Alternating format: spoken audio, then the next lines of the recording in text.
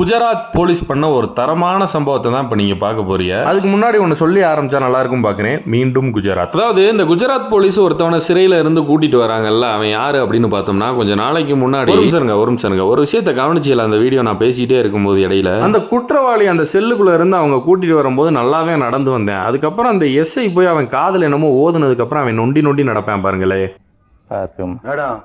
இது ஆக்ஷன்.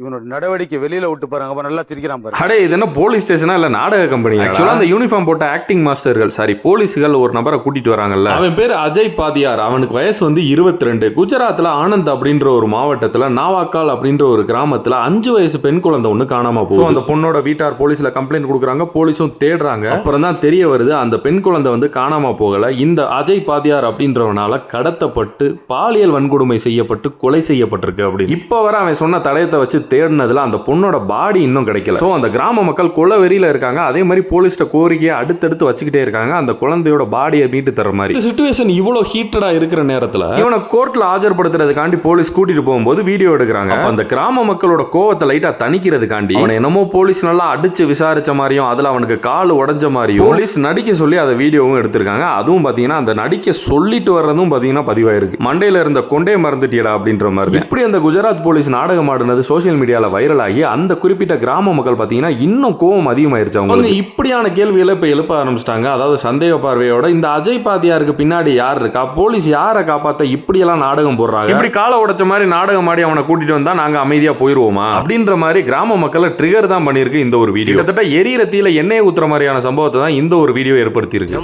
ராஜதந்திரங்கள் அனைத்தும் வீணாகிவிட்டதே, இன்னும் பயிற்சி வேண்டுமோ?